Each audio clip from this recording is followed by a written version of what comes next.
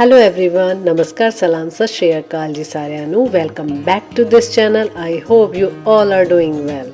आज सुबह जब मैं उठी तो मैंने जब अपनी पैटियो के ब्लाइंड्स ओपन किए तो देखा कि इतनी प्यारी सुबह है, तो आपके साथ तो शेयर करना बनता ही है। तो ज़रा चेक करें कि कितनी प्यारी सुबह थी।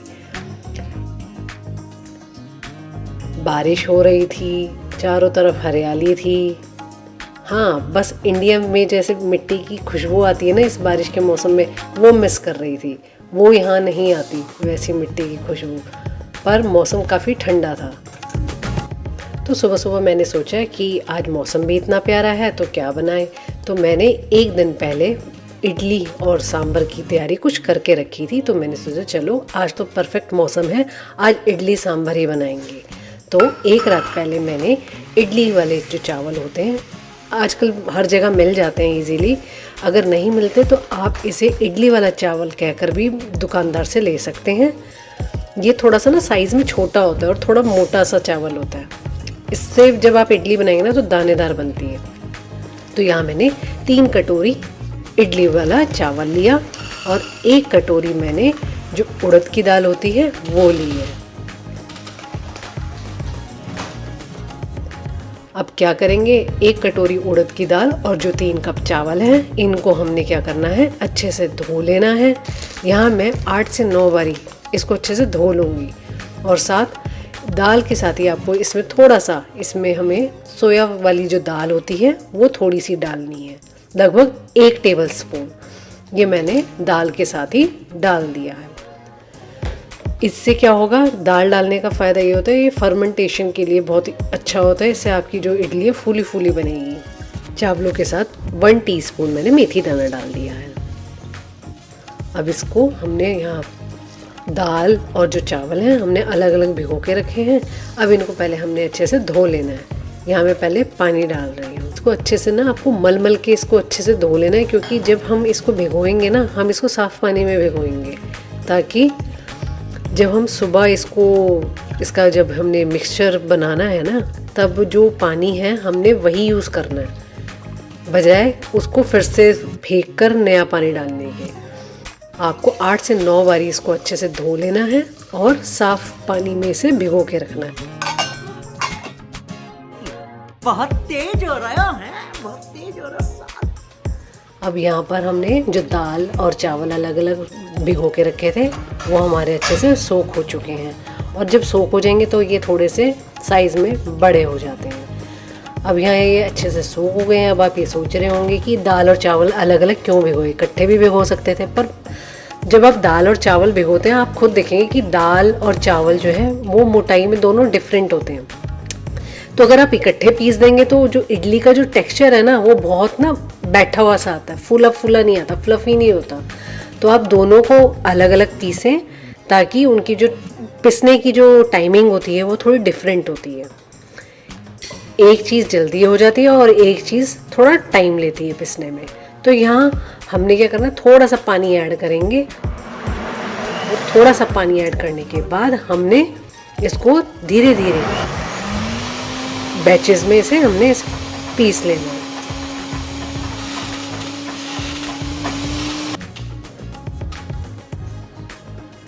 इस तरीके का ये ना अभी गाढ़ा है पेस्ट। अब हमने इसमें बाद में हमने इसमें पानी मिक्स करेंगे जिसमें हमने भिगो रखा था। अब हमने यहाँ पेस्ट को अलग कर लिया है। अब हम दूसरी जगह चावल को अब पीस लेंगे।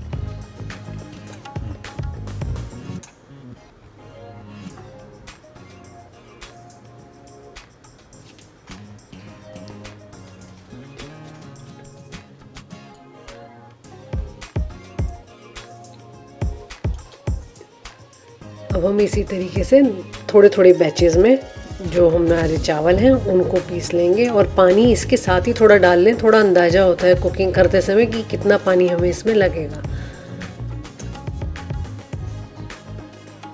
और इसको बहुत ज़्यादा कोरस उस साइड पे ही पीसिएगा, बहुत ज़्यादा स्मूथ पेस्ट ना बना लीजिएगा, क्योंकि जब आप इडली वाला चावल लेंगे ना, आप उसको जितना भी पीसेंगे वो दानेदार ही रहता है। बीच बीच में चेक कर लें कि अच्छे से पिसा है क्या नहीं, कहीं नीचे दाने तो नहीं बैठे हुए दाल या चावल के, रह तो नहीं गया। और थोड़ा सा हाथ से आप छू के देखेंगे कि ये थोड़ा सा कोरस पिसा हुआ होना चाहिए। अब जैसे आप देख रहे होंगे मेरे स्पैचुला में थोड़े से दानेदार लग रहा है, वो इडली वाले जो चावल होते हैं उसके कारण ही लग रहा है। अगर आपके पास नहीं है, उस समय अभी अवेलेबल नहीं है आपके पास राइस, तो आप नॉर्मल जो राइस यूज़ करते हैं आप वो भी यूज़ कर सकते हैं। अब यहाँ जो मिक्सी थी वो तो उस पर थोड़ा सा लगा हुआ था, मतलब वेस्ट क्यों करना है, थोड़ा सा मिक्सी ऐसे चला के मिक्सी साफ़ भी हो जाएगी और साथ वो हम उसमें ऐड कर देंगे पेस्ट। हल्का से इसको पहले आपने ना हाथ से मिक्स कर लेना है, क्योंकि थोड़ा सा हैवी और लाइट बैटर ऊपर नीचे होता है।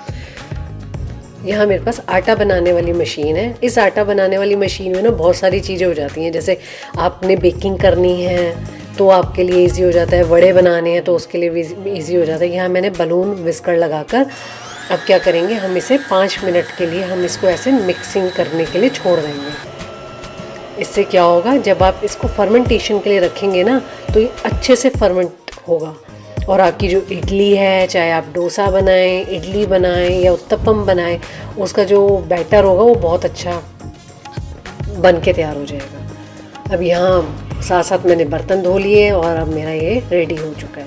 अब इसको मैं 2 बर्तनों में शिफ्ट कर लूँगी। अब आप जैसे इसकी वो देखेंगे, जब मैंने इसको डाला था तो कितना ही गाढ़ा सा था। अब इसका ये रनी साइड पे होना चाहिए।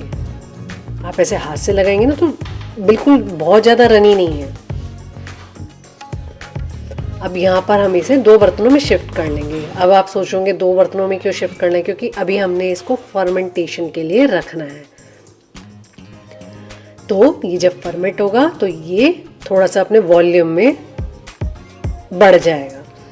यहाँ आपको किसी गर्म जगह पे रखना है। यहाँ मैं पहले अपनी विंडो पे रख रही हूँ, क्योंकि यहाँ पे दोपहर में आती है धूप, तो ये जगह थोड़ी सी गर्म होती है। अगर आपके पास अवन है, माइक्रोवेव है, तो आप उसमें भी रख सकते हैं। The next day. अब इडली के बैटर को हमने रखा था 8 से 9 घंटे के लिए। अब नेक्स्ट डे हमने इसको देखा, लगभग 12 घंटे के बाद हमने इसको देखा है तो ये अच्छे से इसका खमीर उठ चुका है इस बैटर में। इसको अब क्या करना है, आपको 5 मिनट इसे मिक्स कर लेना है। और जब आप इस बैटर को रखेंगे किसी गर्म जगह में ना, तो नमक ना डालें उसमें। अब यहाँ पर हमने सांभर बनाने की तैयारी भी कर ली है। यहाँ थोड़ा सा मैंने इमली का पल्प भिगो के रखा है। अब वो सॉफ्ट हो जाएगा, उसे हाथ से मसलने के बाद हम इसका जो प्योरे है वो अलग कर लेंगे। अब सांभर में लगने वाली सब्जियाँ, आपके पास कोई भी सब्जी आप यूज़ कर सकते हैं। यहाँ मेरी एक सहेली ने मुझे अपने गार्डन से ना ये लेमन ग्रास और कड़ी पत्ता दिया था, तो मैंने सोचा कि कड़ी पत्ता मैं वो फ्रेश वाला ही यूज़ करती हूँ। तो यहाँ हमने कुछ कड़ी पत्ता ले लिया है और वहाँ जो सब्जियाँ हैं, जैसे आपने ड्रम स्टिक्स ले सकते हैं, गाजर ले सकते हैं। यहाँ मैंने सांभर में जो लगता है ना छोटा वाला प्याज, वो भी लिया है। बैगन, बीन्स, जो सब्जियाँ आपके बच्चे नहीं खाते इसीलिए आप वो सब्जियाँ सांभर में ऐड करके उन्हें खिला सकते हैं। और आई एम श्योर कि मेरी तरफ सभी मम्मियाँ इसी तरीके से बच्चों को किसी न किसी तरीके से वेजीज खिलाती ही होंगी। अब यहाँ कुकर में अच्छे से जो हमने दाल धो ली है उसको रखेंगे। अब उसके साथ जो सब्जियां हैं वो डालेंगे। यहाँ मैंने 1 चम्मच नमक डाला है और आधा चम्मच मैंने हल्दी पाउडर डाला है और थोड़ी सी हींग, और थोड़ा सा आपने इसमें आधा कुकर के करीब आपने पानी डालना है। यहाँ मैंने 2 कटोरी दाल ली थी तो उस हिसाब से मैंने वो डाला है पानी। और यहाँ मैं 1 चम्मच रिफाइंड ऑयल डाल रही हूँ, जिससे कुकर ख़राब नहीं होगा। दूसरी तरफ हम इसके तड़के की तैयारी शुरू कर देते हैं, जिसमें मैंने बारीक कटा प्याज, कड़ी पत्ता, जीरा, सरसों के दाने और थोड़ा सा 2 चुटकी मेथी दाना भी इसमें मैंने ऐड किया है और लाल सूखी मिर्च ऐड की है। और जब थोड़ा सा प्याज गुलाबी हो जाएगा, गुलाबी होने के बाद यहाँ मैं जो सांभर वाला प्याज होता है ना, छोटे वाले प्याज, वो ऐड कर दूँगी। 1 सीटी आने के बाद हमें कुकर बंद कर देना है। ये अपने आप ही गैस रिलीज़ कर देगा, उसके बाद हमें इसे ओपन करना है। अब वहाँ तड़के में साथ ही मैंने इसमें डाल दिया धनिया पाउडर, लाल मिर्च पाउडर, लाल कश्मीरी पाउडर मैंने यहाँ यूज़ किया है। अब हम यहाँ डाल देंगे बारीक कटा हुआ टमाटर। यहाँ मैंने एक बड़े साइज़ का टमाटर लिया था। और साथ हम डाल देंगे थोड़ा सा नमक, जिससे हमारे जो टमाटर है वो जल्दी से गल जाए। अब यहाँ हमारी कुकर को सीटी आ चुकी है, अपने आप इसको गैस रिलीज़ होने देंगे। और साथ ही टमाटर थोड़े से मैशी से हो गए हैं। अब हम इसमें थोड़ा सा इमली का जो हमने पानी अलग किया था वो डाल देंगे और इसको मिक्स कर लेंगे और इसे थोड़ी देर पकने देंगे ताकि तड़के से तेल रिलीज़ हो जाए। यहाँ थोड़ी सी लाल मिर्च मैंने और डाल दी है, जिससे रंग बहुत अच्छा आएगा। थोड़ा सा देर हम इसे ढक के पकाएंगे। अब वहीं मैंने एक सीटी हमने दाल को वैसे लगाई थी, वो क्लिप मैं रिकॉर्ड करना भूल गई हूँ। और 2 सीटी हम सब्जी डाल के लगाएंगे, क्योंकि अगर आप 3 से 4 सीटी सब्जी के साथ ही लगा देते हैं ना सांभर को, तो उससे क्या होता है ना, आपकी जो सब्जी है ना वो बहुत ज़्यादा ना गल जाती है। अब हमने जो तड़के में जो दाल हमारी तैयार हो रखी थी वो हमने उसमें ऐड कर दी है। अब डालेंगे हम इसमें 3 से 4 चम्मच सांभर मसाला, क्योंकि यहाँ मैंने 2 कटोरी सांभर वाली दाल ली थी, तो यहाँ मैंने 3 से 4 चम्मच सांभर पाउडर डाला है। अब हम दूसरी तरफ इडली बनाने की तैयारी करने लग गए थे। यहाँ पर मैंने इडली स्टीमर जो होता है वो गैस पे बिठा दिया है। अब यहाँ पर हम इडली के सांचों को अच्छे से ग्रीस कर देंगे। यहाँ मैंने एवोकाडो ऑयल यूज़ किया, आप कोई भी ऑयल से इसे ग्रीस कर सकते हैं। फिर इडली के बैटर को इवनली सारे जो इनके मोल्ड्स हैं उसको फिल कर देंगे और इसे 5 मिनट ढक के हम इसे स्टीम करेंगे। और ये हमारी बन गई बिना इनो, बिना बेकिंग पाउडर, सोडे के इडली तैयार। और ये इतनी लाजवाब टेस्टी बनती है, आप बाहर की इडली खाना भी भूल जाएंगे। अब हमने इस सुहाने मौसम में इडली सांभर का पूरी मज़ा लिया और हमने रात को इसी बैटर से सांभर के साथ उत्तपम भी बना लिया था। तो चलिए फ्रेंड्स, मिलती हूँ एक नए व्लॉग के साथ। तब तक के लिए बाय बाय।